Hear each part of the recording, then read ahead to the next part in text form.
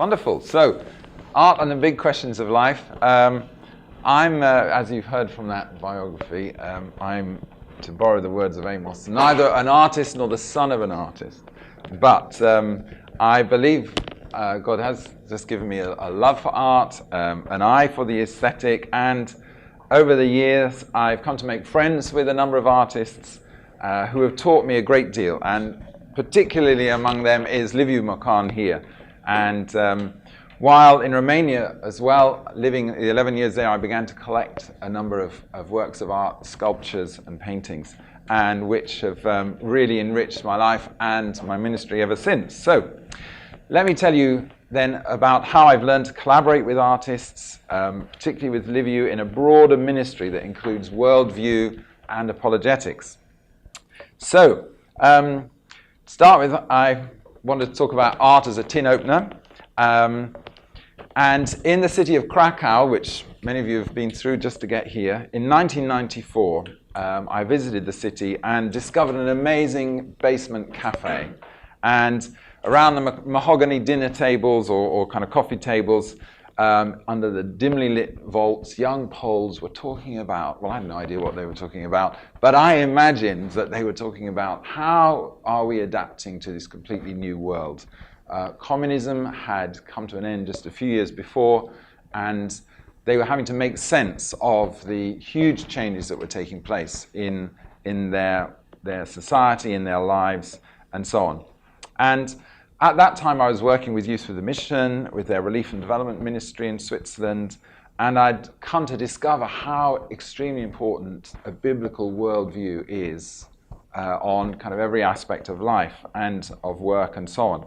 And this understanding of worldview had already begun to transform my own professional understanding of poverty and development that I was working in. But while I was sitting in that cafe in Krakow, I believe God planted a seed in my heart, just reflecting on that experience. And the seeds involved two words, really, which were Worldview Café.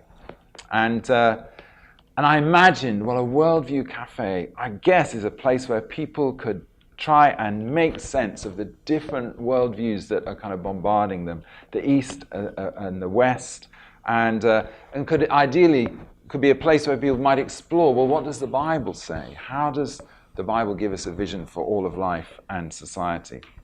And how could that give a future and a hope to people in a post-communist world? I mean, this is nearly 25 years ago.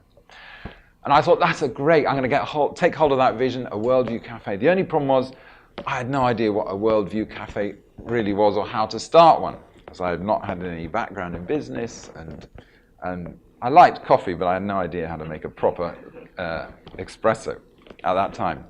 So what happened then? There was 18 months later, after that visit, I got married to my lovely wife, Helen, and we found ourselves at a big YWAM gathering in Switzerland. We worked with Youth with a Mission for many years, and a local Swedish Christian artist called Erik Johansson had been invited to this conference to bring a few of his paintings and to talk to us about how his art and his work and his life were fitting together.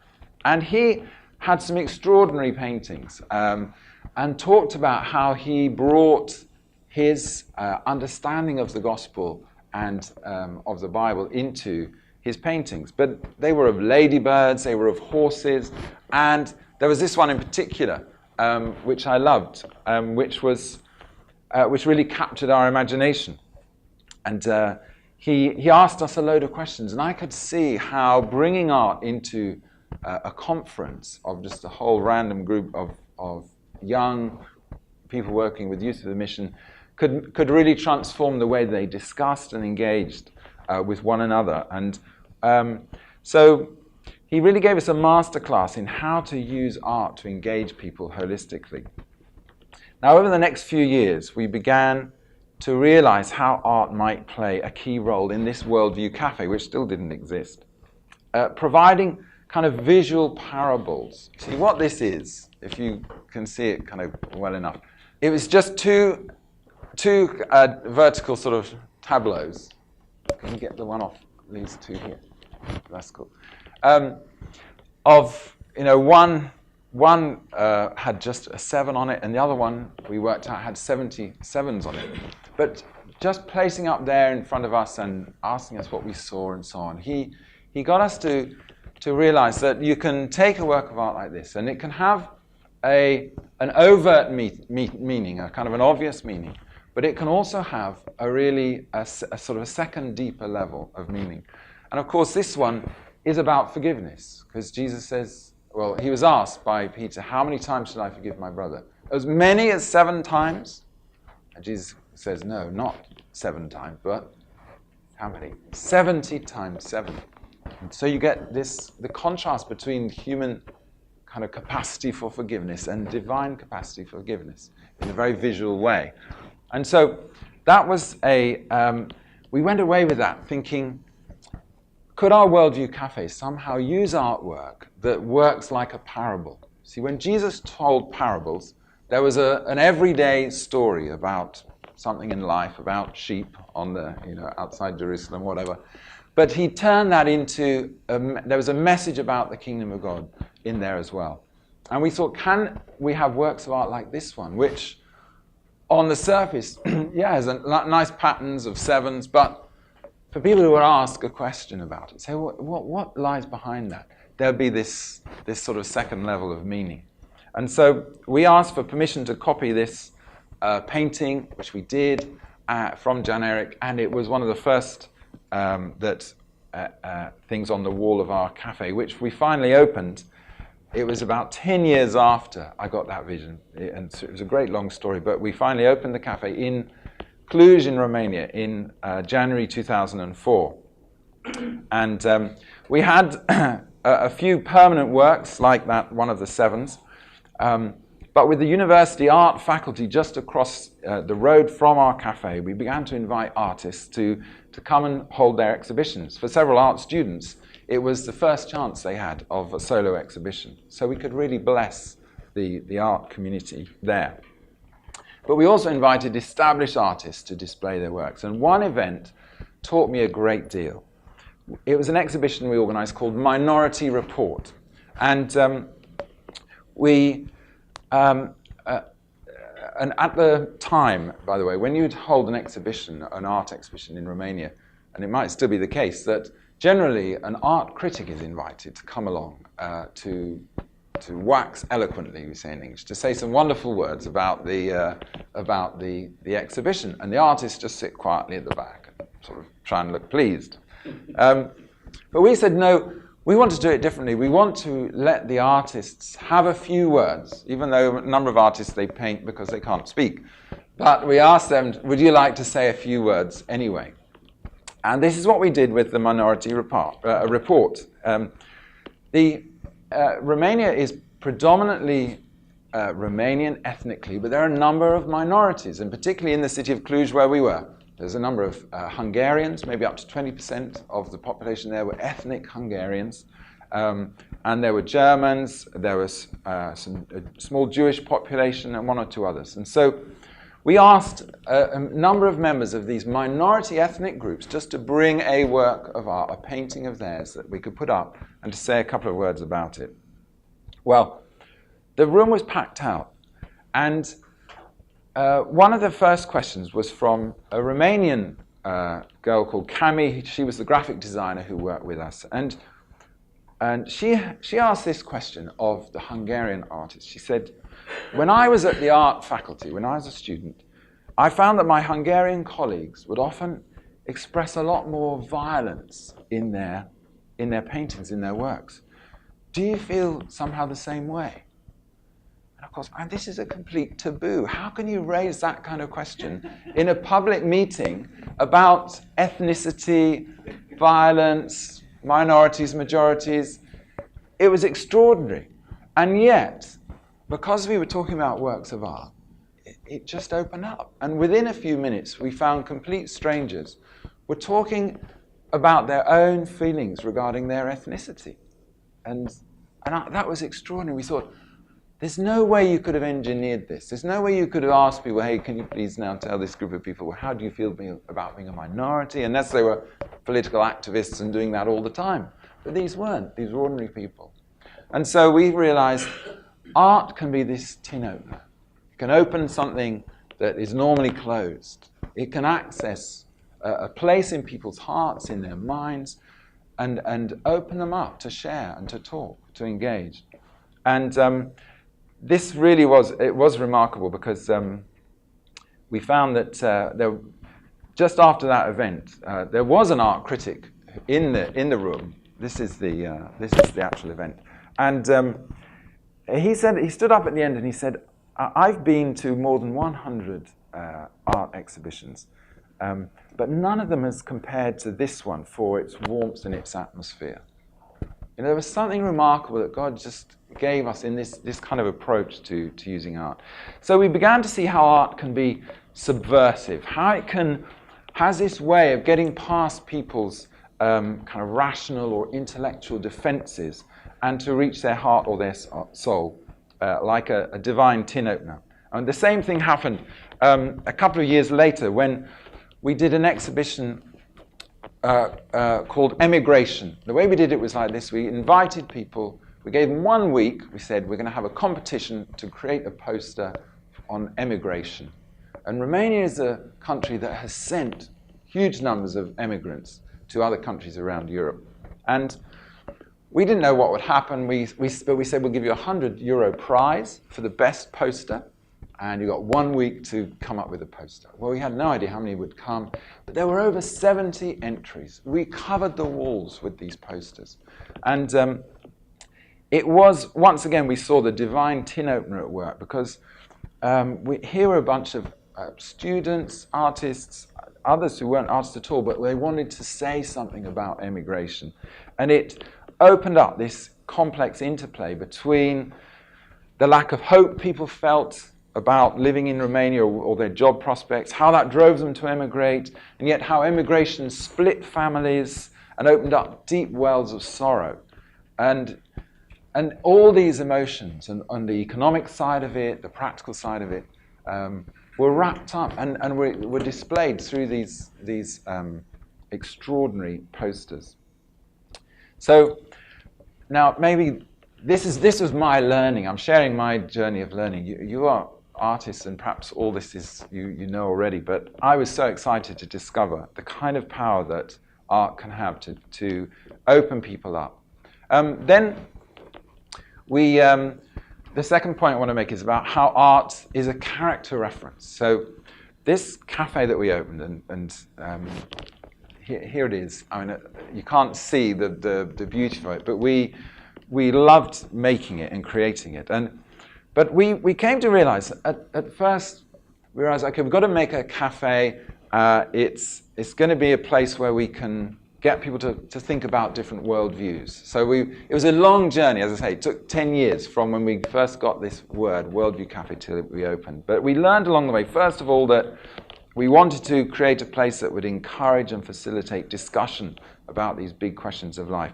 Secondly, we had learned that art can be an amazing way to do it. But at that time, we were just thinking, well, art, it'll be like a tool, an instrument to get people to talk and open up and so on.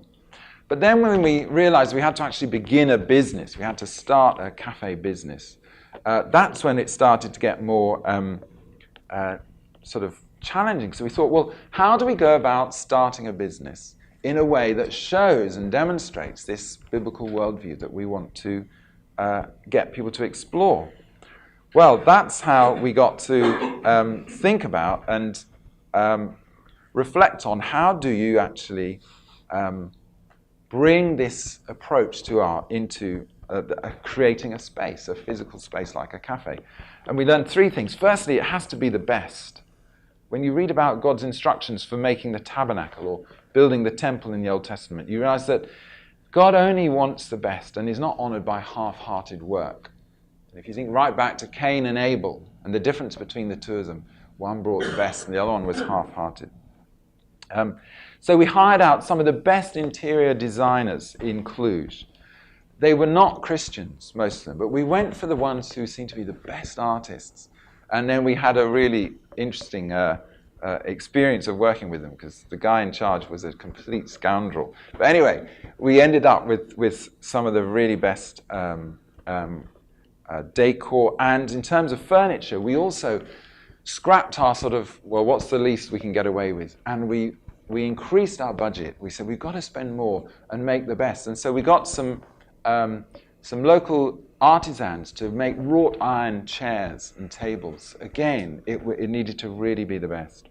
Secondly, we learned that it has to be comprehensive. Every part of the venue needed to reflect this approach to reflecting the character of God and the value of beauty and the value of design. There shouldn't be any gaps. And so a couple of points I made, I said, I want our toilets to be the best in the city. I want people to really come into here because they find the toilets really lovely, not just clean, but aesthetic and pleasing and so on. And I made a point as the owner, as the owner of the cafe, to always use not the staff toilet, but I always use the customer toilet so that my staff knew that that's what I was expecting. And secondly, we had to make an interesting. You made this comment just a minute ago, Charles, about not doing sort of things we have to do in a boring way. Every business in Romania had to put a sign up saying, you are obliged to ask for a receipt for your purchase and keep it with you till you leave the shop.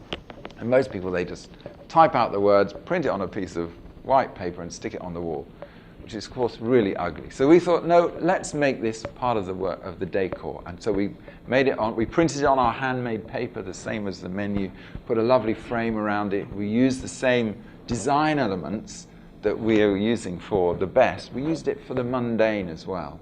So there was nothing that was in the whole cafe that, we covered up the regular refrigerator, with its plain white sides. We put a nice sort of boarding around that, painted it, and so on. So there was nothing that did not somehow include this, or nothing outside the scope of this bringing art and design and beauty into every part, in order to show what kind of God, what kind of worldview this we were talking about. So, anyway. I need to move on to talk about the next big project we did. So, getting to know Liviu in Romania. Outside his studio stood this study, and it was just sitting on the doorstep of his studio. And I asked him early on, I said, what is this exactly? And he said, it's one of the 10 Commandments, as if that was obvious. I said, really? That's one of the 10 Commandments? Which one? He said, oh, no. And he explained how on the one side is the smooth side, and it's supposed to be like a finger. And the other side is sharp, ugly, rusty metal. He said, I want to make 10 of these columns, put them in a circle, so that when you go inside, you see only the warm side, and it's like being held in God's hands. And the other side, if you're outside the circle, you come across God's commandments in a way that are ugly, they're painful, they cut you, there's a real warning there. And as I was involved in Worldview teaching and ministry, I found this an extremely interesting illustration of how God's law works, and different things like that how the commands were supposed to create this safe place within which we can live and enjoy God's love. And it says 10 times in the book of Deuteronomy, if you keep my commands, it will go well with you. And Liviu kind of caught hold of this, and he wanted to create a physical space inside the circle where it goes well with you. You could feel that sense of the blessing that comes through obeying God's commands. But on the outside, you encounter them as a warning, as a sign of judgment. And somebody once said, we don't break God's laws so much as God's laws break us. So I went around telling people in my teaching about Worldview about this wonderful sculpture that didn't exist. Well, that's all it was. But I asked Liviu, I said, Liviu, when are you going to make it? And he said, well, I am just waiting for the right time and the right place. Well, fast forward a few years, And I had by this time left Romania and was working in Switzerland, in the city of Geneva. And this, you can't quite see, but this is the Reformers' Wall in Geneva, in the Central Park. Have any of you been there to this amazing wall of the Reformation? And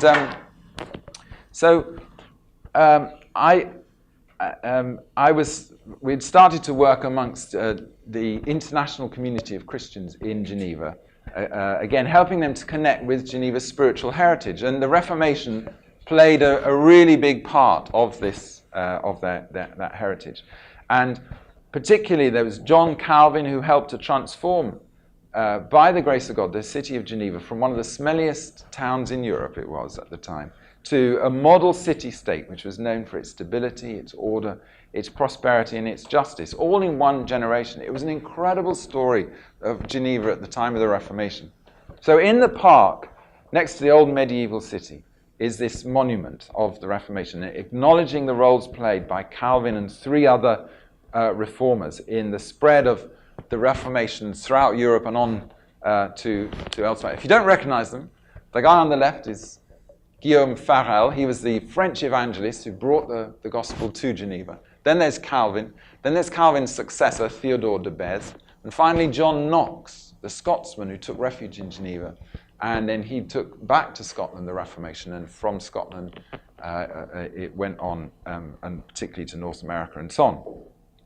Anyway, a few months after I arrived in Geneva, I was on a prayer walk in this park, walking past this monument. And I believe it, I say this very rarely, but I think the Lord spoke to me there and then, saying, this is where that Decalogue sculpture should stand.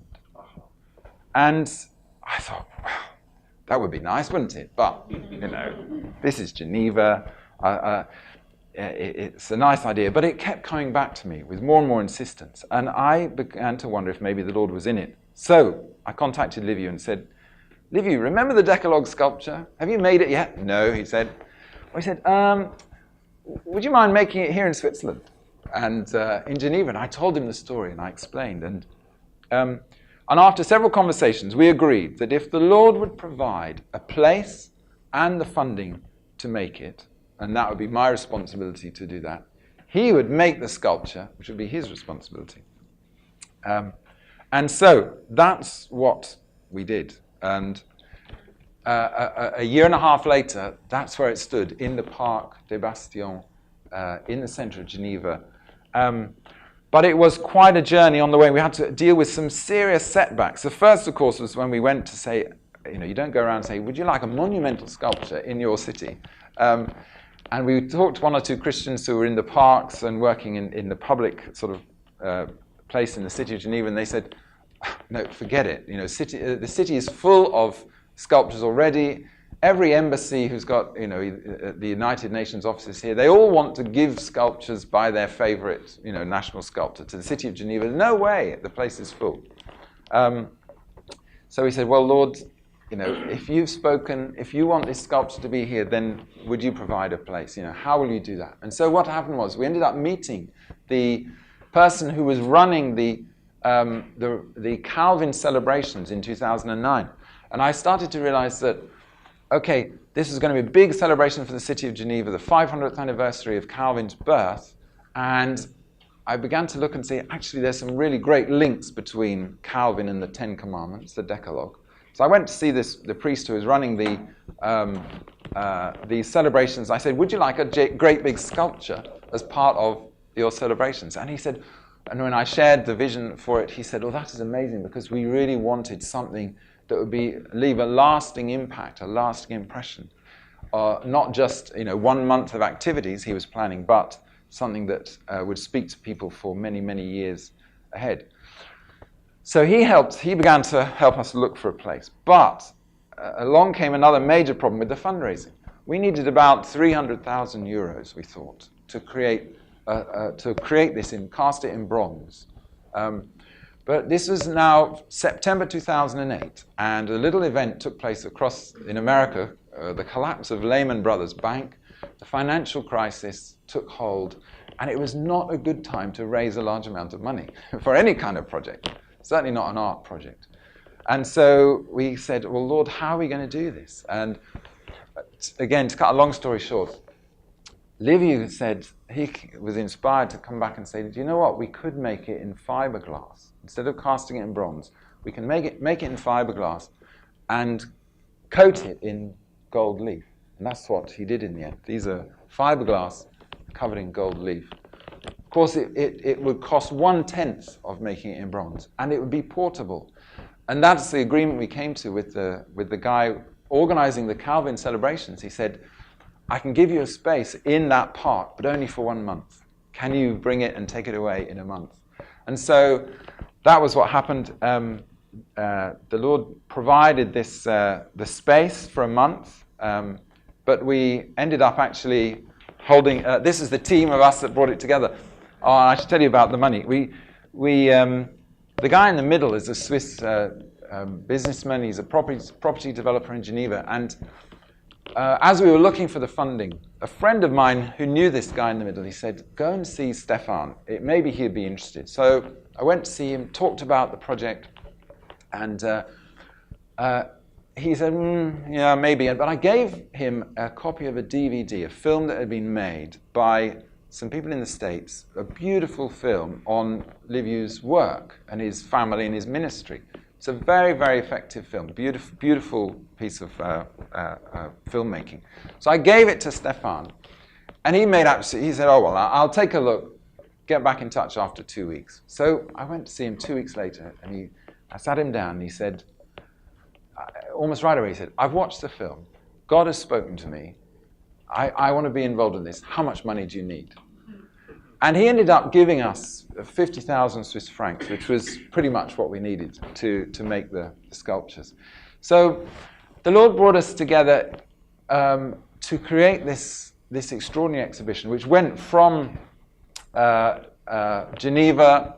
This is the unveiling. It spent after 1 month. It spent in that park in central Geneva. It then spent 2 months outside the World Council of Churches in Geneva, then outside a church, a Reformed church, for about 9 months. Then in 2010, it went across to the States, spent a few weeks in a suburb of Hollywood, sorry, not of Hollywood, of Los Angeles. From there, I went to Grand Rapids in Michigan. Liviu went around for each unveiling. This is the unveiling in Calvin College, which was the last place it spent a year in Calvin College, Grand Rapids. What this is about, what we were learning through this, and we are learning it now, and Liviu is going to talk after the break about the Cambridge project for the 5 solas of the Reformation. But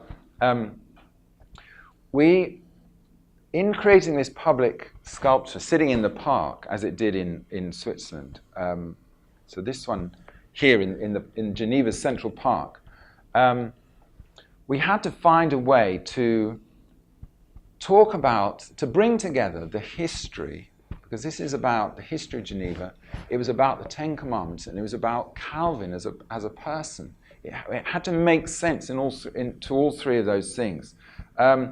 So we made a leaflet, and I've just got that upstairs, but the leaflet was absolutely key to make it available next to the sculpture, so that, because people came and just looking at it, you won't know that it's about the 10 Commandments. We had to give a key to people so that they could then get into something of the heart of what this was about. So we called, the title of the sculpture was Invitation/Decalogue, because we wrote about 4 invitations that this sculpture talks about. It was an invitation to relationship. The idea you're coming into God's hands to know God, to know His peace. So there's an invitation to relationship, an invitation to reflect on the nature of law, and the kind of the positive side, it goes well when you keep it. The negative side, it goes badly when you break it. Thirdly, an invitation to freedom, because we said you're free to walk in and out of that circle.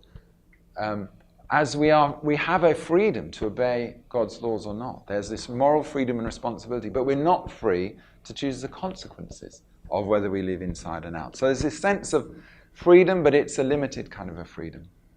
And lastly, an invitation to hope, because we talked about how when institutions are crumbling as they were in the financial crisis, when marriages break down, when there are all kinds of problems within in society, we invited people to come back to this, what has been a source of hope and of building societies, building marriages, building lives, building communities for thousands of years, that it's lasted the test of time, and we invited people to consider the hope which God's word brings. So in the leaflet, it talked about these 4 different kinds of invitation, and we began just a few words for each. The first, we began with the spiritual meaning around why is an invitation to relationship, how are the commands an invitation to relationship, and then secondly, we showed how each of them was incorporated into Calvin's teaching, because it was the Calvin anniversary, and then in the subsequent history of Geneva. So it was an exercise, and that's what I was doing, was writing, how do we thread these things together to make a coherent message so that this work of art can take people into the theology, into the historical commemoration, and into our present situation. How can we weave those 3 things together? And that is the real challenge and the opportunity that is there in creating these works of art. So, as I say, it ended up across in the States, and it's available for anyone who will pay the transport and for a new coat of gold leaf. Now we are in 2017, and my last point is I'm calling it art as incarnation. God incarnates all his great ideas. He gives physical form to the universe itself. Is the expression of a grand idea for matter and for, well, all the different building blocks of the universe.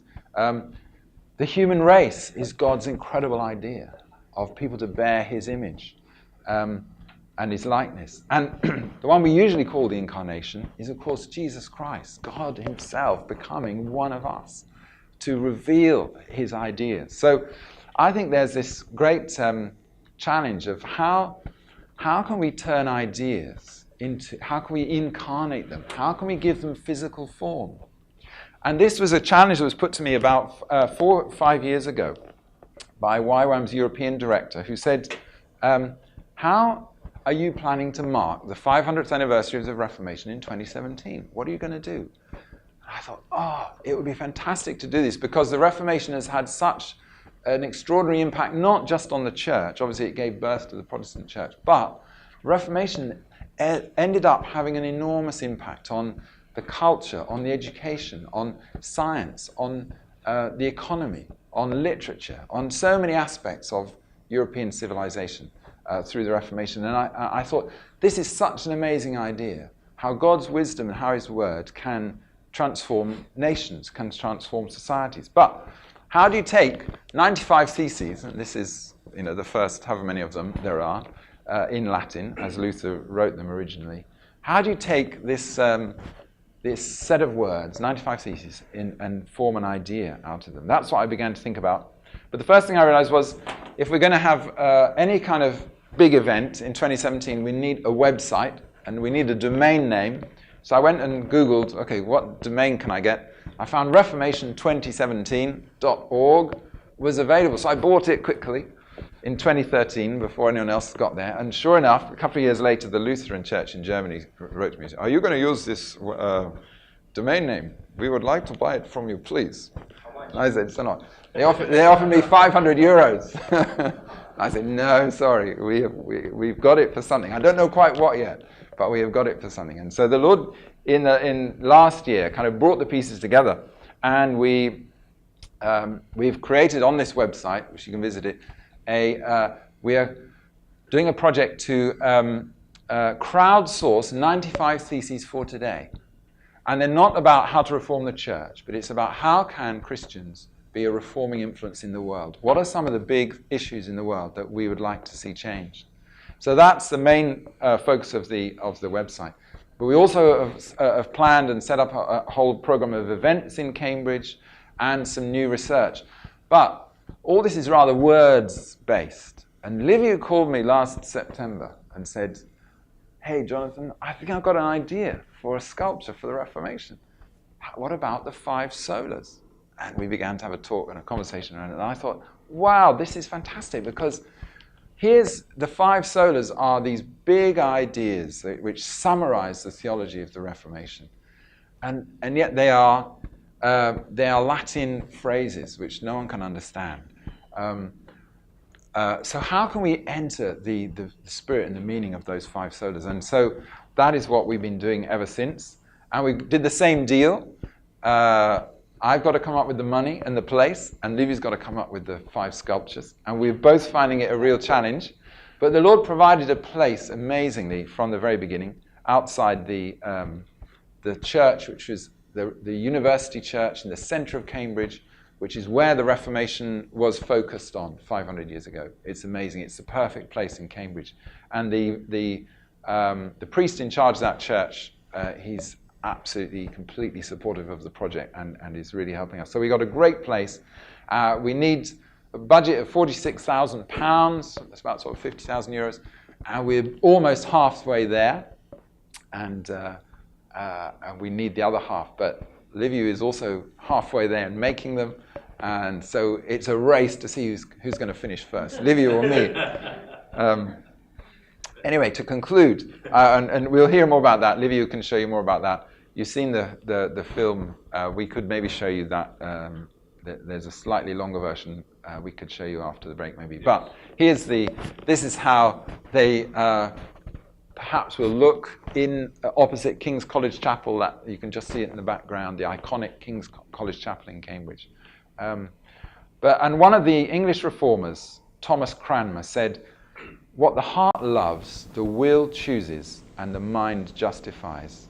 That was 500 years ago. We've been through, since then, the Enlightenment, modernity, and we think that for a couple of hundred years we thought that reason is going to lead us to truth, but we're seeing that fail now. We're on the far side of modernity. We're in post-modernity.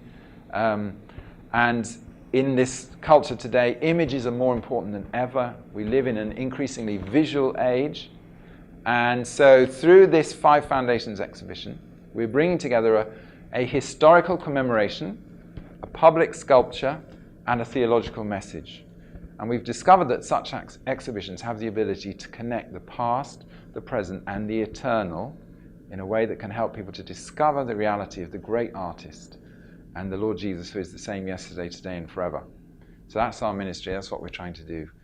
Please pray for us, and thank you very much for listening.